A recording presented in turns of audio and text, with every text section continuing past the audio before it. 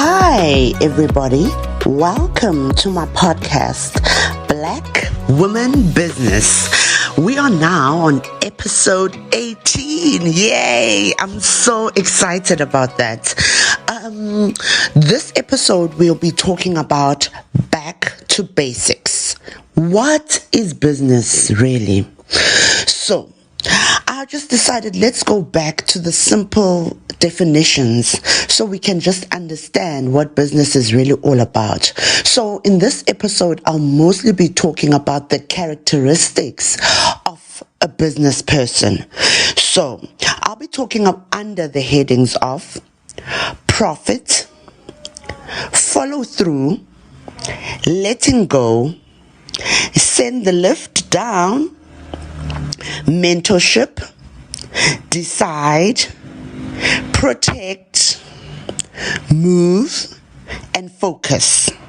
Okay, let's get cracking. We've got a few things to cover here.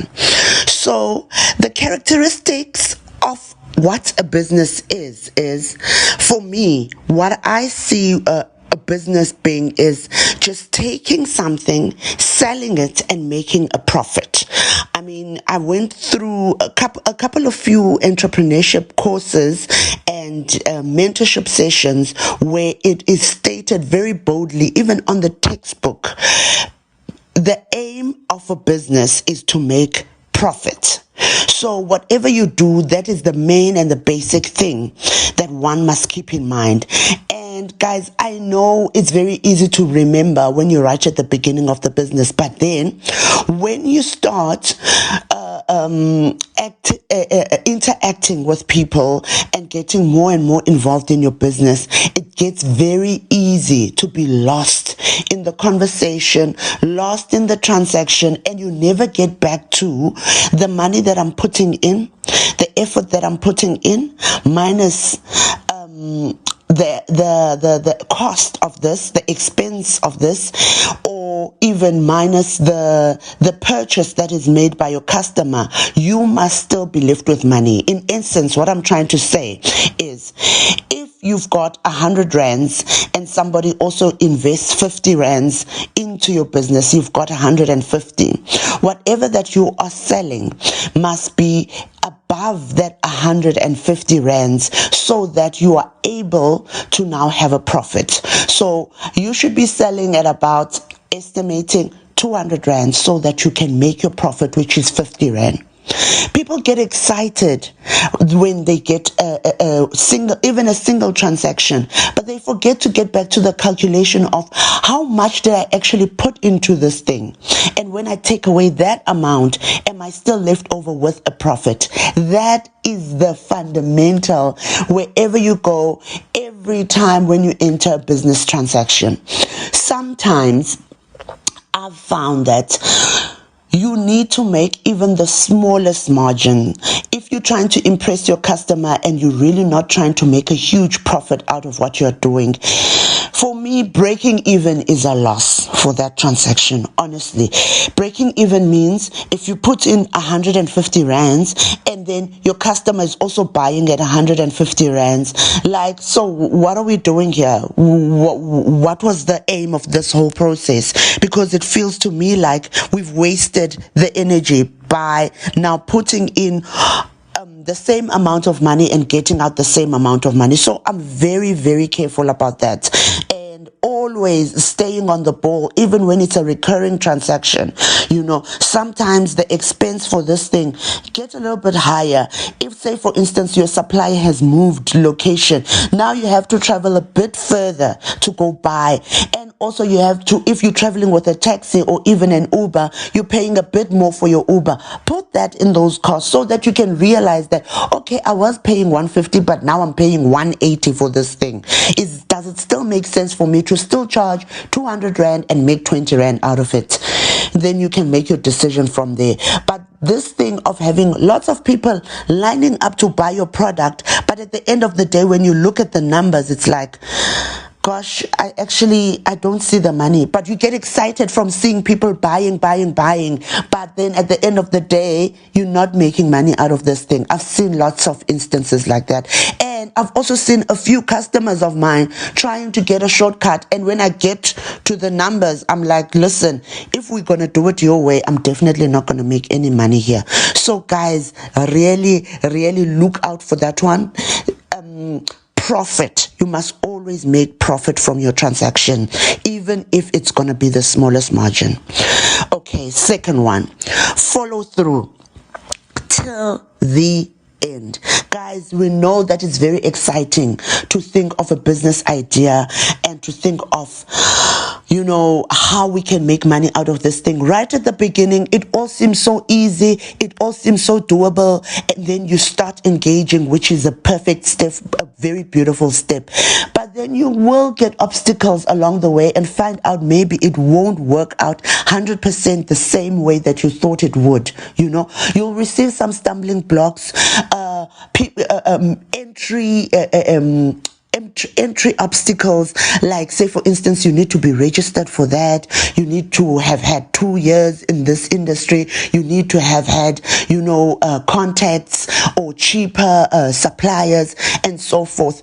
You know, when it gets to that point, it's very important to stick it out and try. This is the time when you need to get really, really innovative in your ideas and really, really try to think of a way to overcome your obstacle. Partnerships are a good way of doing that. Partnering with somebody who's already done it. Guys, you're not going to know all these people off by hand. Just reach out, even to the most random people. Social media is the most beautiful tool. You will find out, reach out to at least 4 or 5 people. Maybe one of them might be able to say, okay, you know what, let's do it together.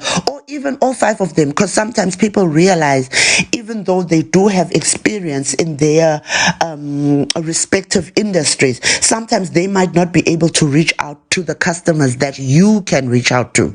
So partnership is also, but the main thing here is to follow through. You know, I remember when I was still trying to lobby one of my customers, who are now one of my biggest customers, an international company. What happened is I just met these guys. Actually, I didn't even meet these guys randomly. I just decided, you know what, I would really like to work with this company. I googled the MD or the CEO of the company on LinkedIn. After googling that business person, I reached out to him, and then he didn't respond for some time. And then I had a look at my profile. One time he went into my profile and he was checking out like my credentials. That gave me the opportunity to reach out to him. And then after I had reached out to him, I said, I would really like to do business with your business, and I would like to submit a proposal on how I can assist and so forth. And he said, no, that would be fine. I'll introduce you to some of the people that are in my marketing. That was in 2011, 2012. And then he introduced me, and then the guy and I had been keeping in contact. One time he came to Cape Town. When he came to Cape Town, I asked for a meeting. That was like in 2014. In 2014, when they were having the meeting, I put together a proposal. I gave it to him. It took a while to answer. In 2015, I was traveling to Joburg. I asked to meet. And then we met again. He introduced me to some of the people. In 2016, quiet. 2017, I was calling the people that he had introduced me to. In 2020, these guys were having supplier development stints, so they were funding a few companies. So when they were funding those companies, I put in my application. We went through rigorous interviews and so forth. And after that, in 2021, they awarded my company with one of their development funding, which made a huge difference for my company. I was now able to set up my factory. I was able to buy equipment for my factory. And basically, they just put money into our bank accounts to make that happen. And if I calculate between 2012 and 2021, when that came into fruition, guys, you can see, I mean, that is a lengthy time.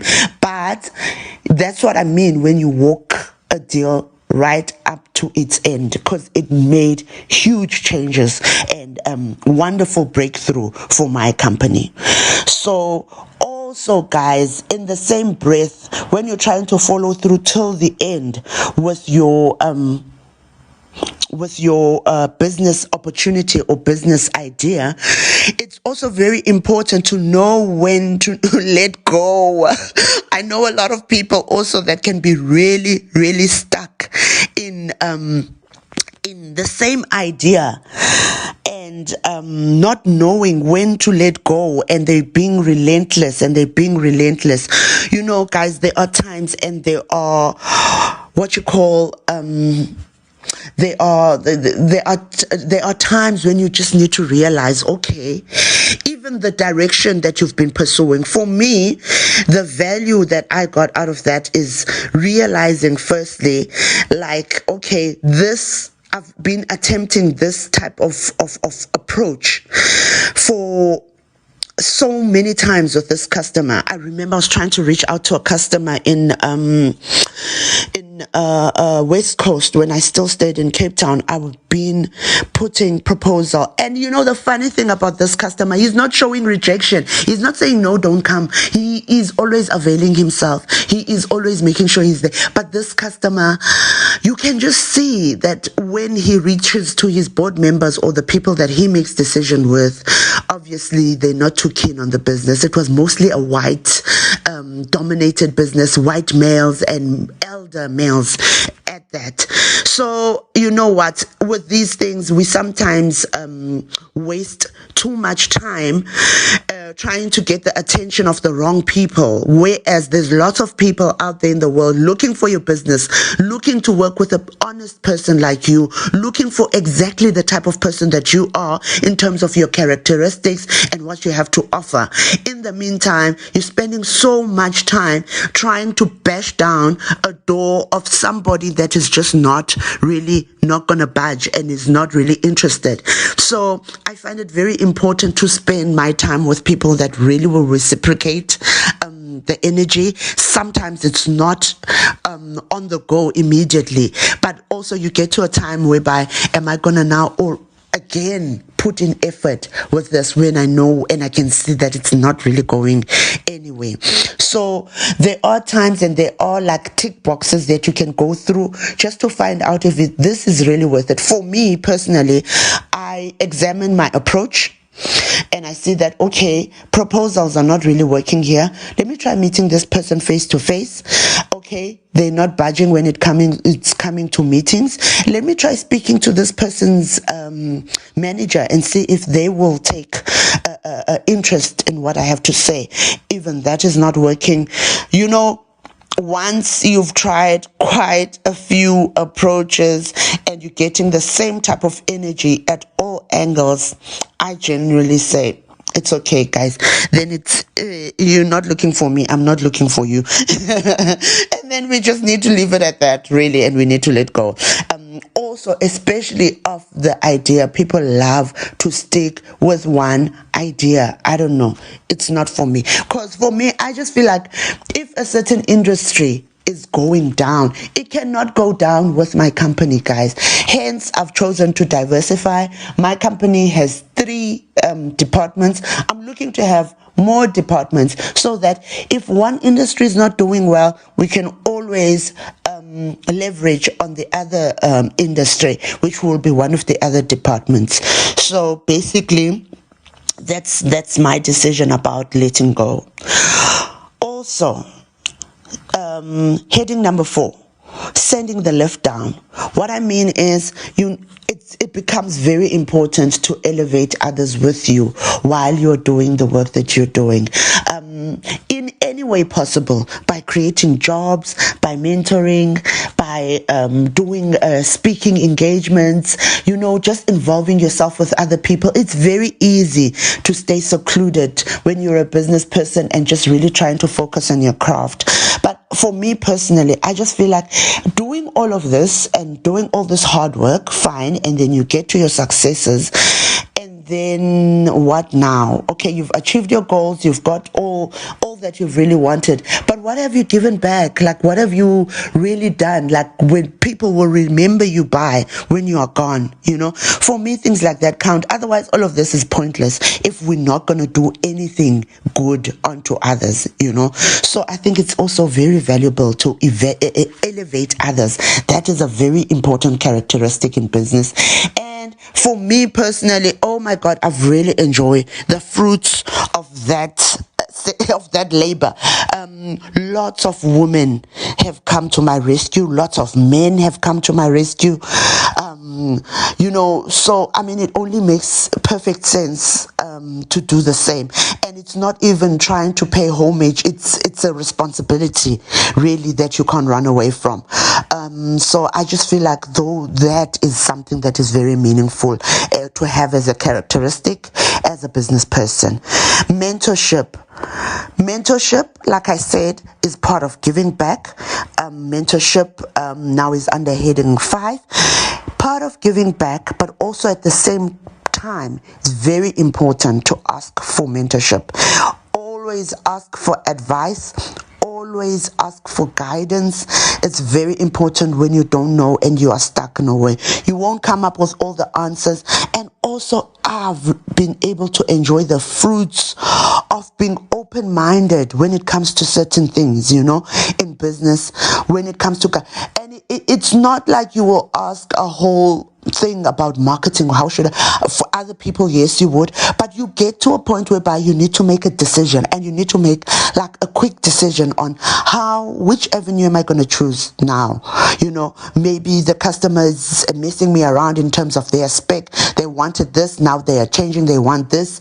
And you get to a problem when it comes to pricing and the location, and now you have to change that, and the customers also giving you a tough time when it comes to that. It's very important to have somebody to bounce off your thoughts and to ask, how do I navigate here? I still want to keep this customer, but I'm being sent for a runaround. I've had lots of conversations with different mentors where I just drop a voice note and say, what would you do? I'm in this position. That is also a form of mentorship, and I think that is something quite nice. Also, I receive a lot of voice notes myself of people asking, Thuli, hey, I've got this, what should I do? It's very important to get that. Also, with that, I've enjoyed, oh my word, just walking into somebody's train of thought that is completely different to what you're thinking. So they will show you a different way of analyzing your problem. And it's not even a problem, it's an opportunity, So I've seen that happening quite a few times, guys. So it's very important because it opens you up to other dimensions. And for me, my biggest example about being open up to other dimensions is, and this is something that I was chatting about to my family yesterday, when I thought to myself, being a young girl growing up in a township, it's been very fun and very consistent, the type of life that you live. The neighbors are looking after you. 5 o'clock, you want to watch Days of Our Lives. 6 o'clock, you're watching Bold and the Beautiful, and it just became consistent. And, your life kind of becomes predictable, but in a good and protected way. One day I just went, it was kind of different because my aunt usually hosts my birthdays every year, but this year she decided to take me for to her boss's house because they were having like a staff party, and it was that time, I think it was just after, I think it was the early 90s, just after when black people were being offered government jobs and so forth. And her boss happened to be a black man, and we were hosting this party or family and colleagues party in his house. And I was 8 years old at the time, and when I walked in there, I realized how big and luxurious this house is. I couldn't believe it. It had staircases. Literally, in my mind, this was like a house out of The Bold and the Beautiful. And you know how Stephanie Foster had such a big house and the Foster had such a luxurious life. And for me, a life like that only existed on TV. If not on TV, it was only for the white people. And I was 8 years old when it hit me. This life is actually meant also for black people. I mean, there's black people that are living a life like this.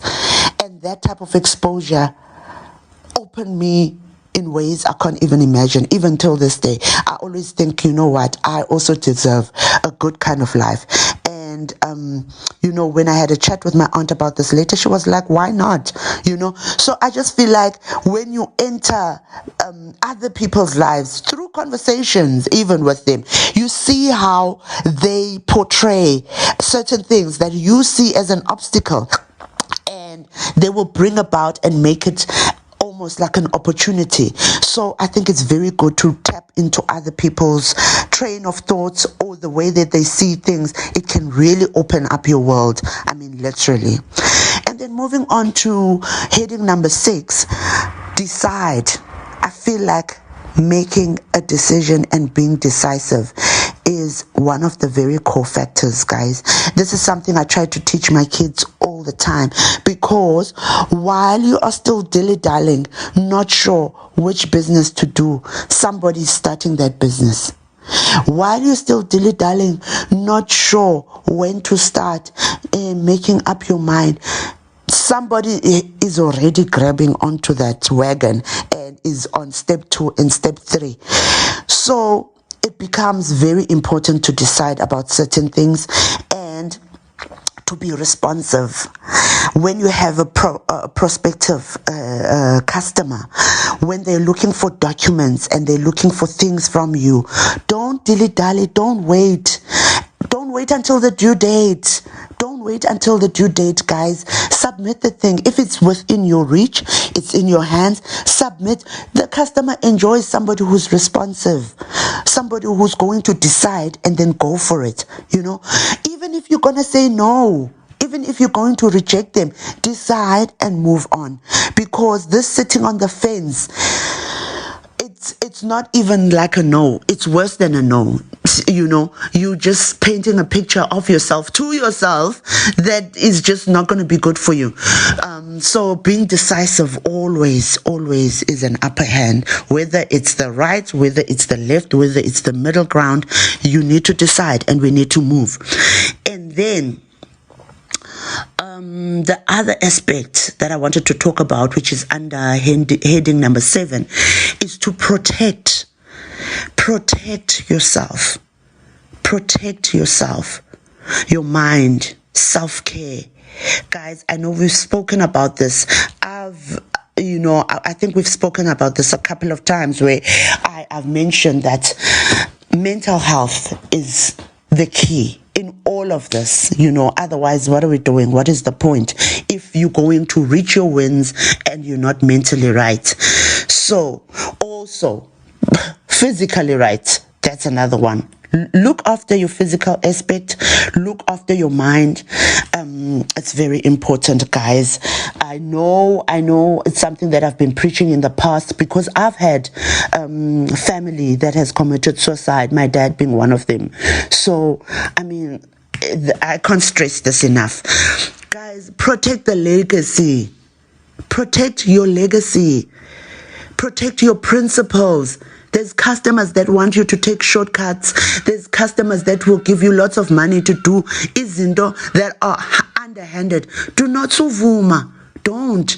It's very important to stand your ground and to protect your legacy. Protect your staff. Protect your staff. Look after your staff. Give them an open environment where they can come and talk to you. Protect your company. Protect your company. If you see that whatever that even the staff member is doing is harming the company, guys, no. I employed you so that we can build this thing, not for you to come and hurt this thing. So we need to be very, very frank about that one, because sometimes the company will limp just because of one person who's just deciding to go the opposite direction and who's deciding that they're really not caring much about the brand. They've got other things on their mind. That person's not helping your purpose. The person's not contributing to your legacy. They are messing up your business. So So there has to be lawful ways to deal with that. You understand? Firstly, conversations, talking to the person, finding alternatives to assist the person. If it's an addiction process, an addiction problem, then you need to assist the person get through that. But otherwise, the company is to be protected at all times. Remember, guys, this thing is very important. Hey, it's supposed to last until my children are able to make something out of it. It's supposed to last until my grandchildren are able to make something of it. So if now I'm just going to allow a random customer, one random staff member or staff members to come and destroy it, no, it's a no-no. So there are ways to protect it, like I've just mentioned, where you can enter into some interventions to assist the person at first. But let's remember the letting go, guys. If there's time to let go of these avenues that you've tried to really resolve this, then you must let go and you must move on. Protect the legacy, protect the company, protect yourself, protect your staff as well. And then we get on to heading number 8. Heading number 8 says move. Move. So here I want to talk about, you need to focus on what will only advance the cause. Something that will take you to the next step. Focus on getting the numbers right when it comes to the profits of this thing, so you can move forward with it. Focus on the well-being of the people that you are also doing this thing with, but also what are the wins? How can I elevate the next person so that you can move? Lots of people are naysayers. Oh my God. Oh my God, how many times have I had, even my own staff being naysayers? Oh, Thuli, I'm sorry, this will take too long. Oh, Thuli, I'm sorry, this cannot happen. Meanwhile, your customer is on your back about lead times, but then your staff is like, this won't happen. Guys, if it's in your hands, it needs to happen, and the customer needs to be pleased at the end of the day. If your staff are coming up with all sorts of obstacles, it's not going to happen because Ubani said, how about we try another avenue? How about we must get this thing moving, guys. No more being stuck at the same. People enjoy being stuck at the same problem. They do, and they always find excuses to be stuck at the same problem. I'm that one that's like, no ways, no waiting, no standing still. We're going to have to move this ship, and we're going to have to move it now. And when you have to move the ship, you're not going to take the same actions that you've been taking. You're going to shift the whole thing. You're going to have to move around. You're going to have to invest a lot more than you thought you were, even of your time. Sometimes your travel. When things like that happen, it really touches me. That's why I'm even swallowing my words. It really touches me because I don't want to hear things like no movement and there's excuses. I book a flight right there and I go to the site and I make sure. It's very important, guys, because yes, like if you look at the things that you were supposed to have done, and they've been waiting and waiting until they dissolve, until you lose touch, until you've lost that opportunity, until that opportunity is dead. Firstly, when you remember that opportunity 3 months later, it's like, where did that end up? Oh, we were waiting. For me, I don't like those type of rejects.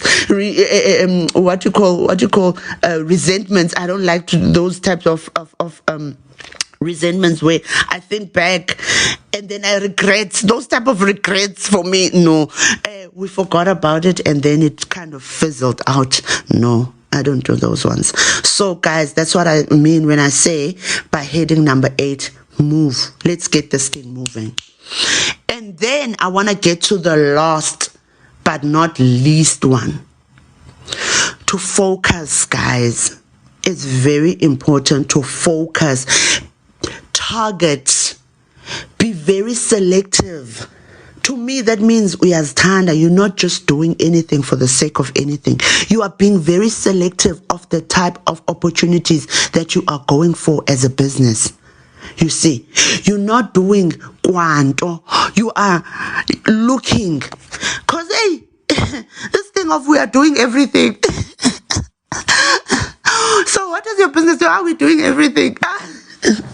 No, guys. No. Then I don't know when to come to you. When I need everything. No, man.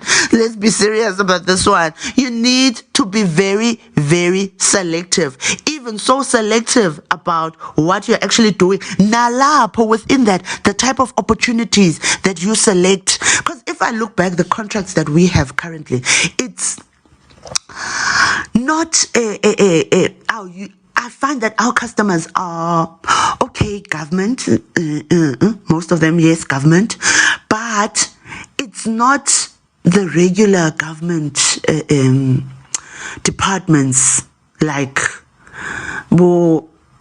SASSA, Department of Health.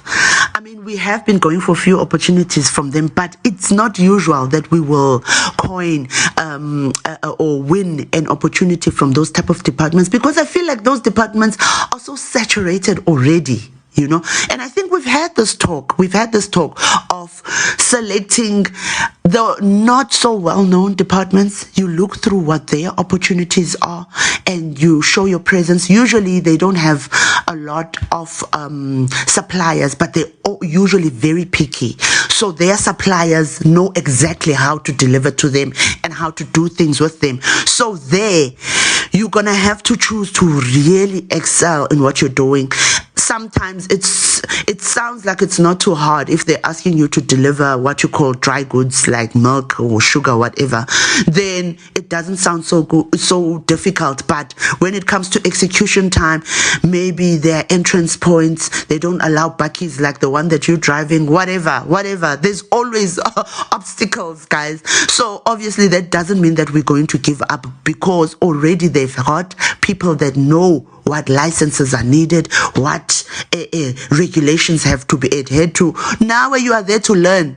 You are there to learn what is actually needed by this new, very special customer. And then what you're going to do is try to make sure that you stay on par with what they want. Also, it gets very easy, Kesana, to move away from the focus point and what type of customers and deals that we are going for.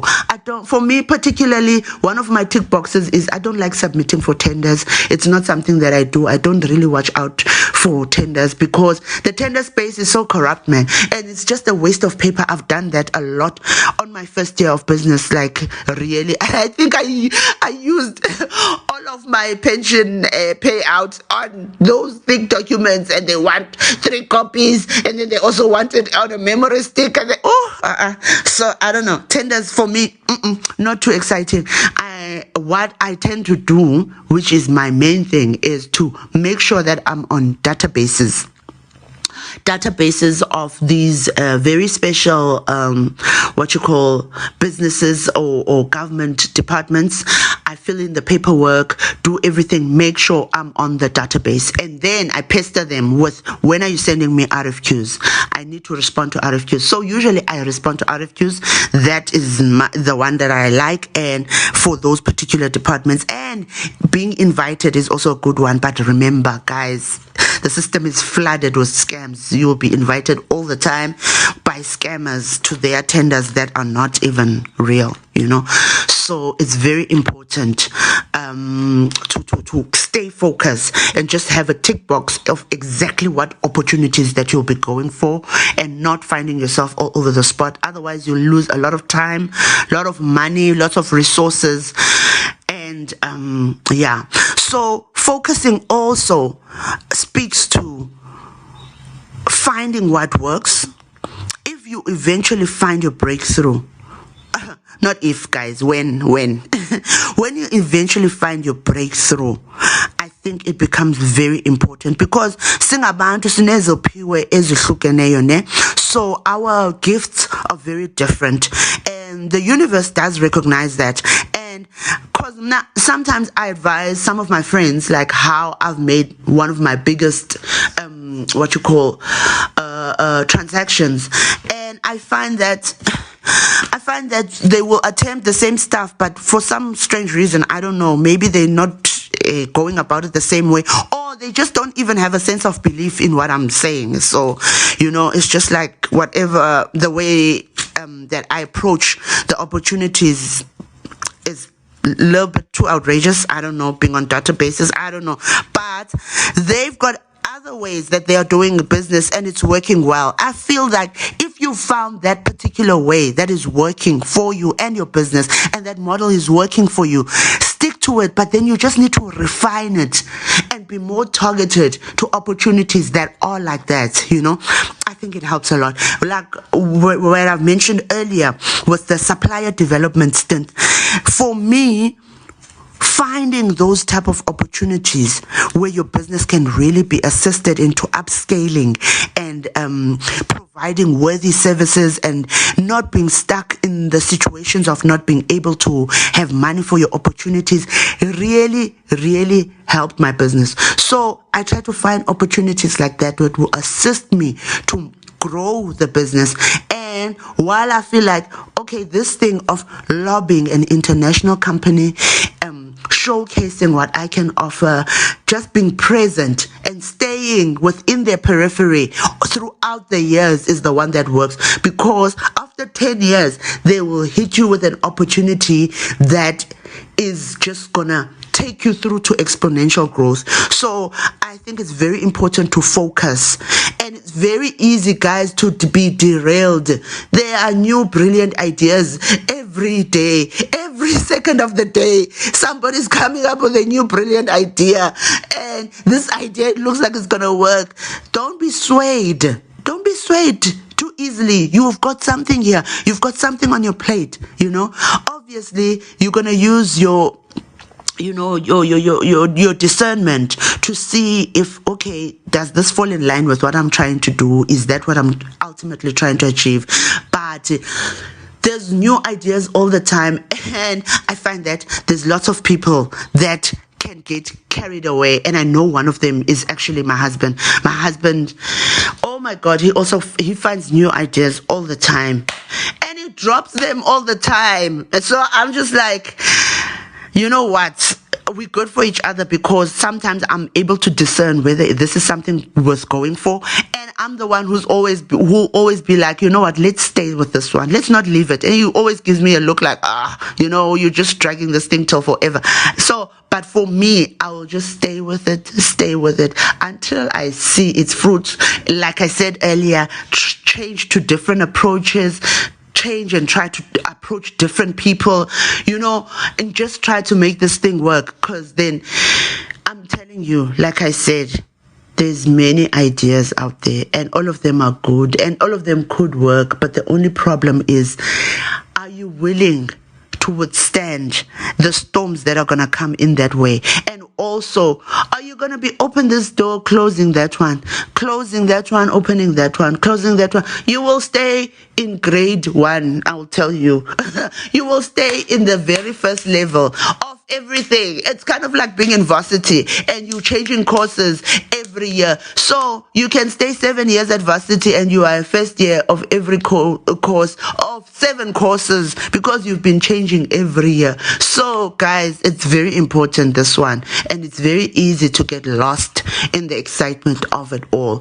So I think we've covered most of the important points when it comes to going back to the basics, going back to what is business, going back to what are the characteristics of a business person. Guys, I really hope you enjoyed this one. It really, really kept me, you know what, I feel like I've been on a driving lesson, first time driving lesson. Even me reading these notes, I've got a few corrections to make in my own life just to follow these notes that I've spoken about.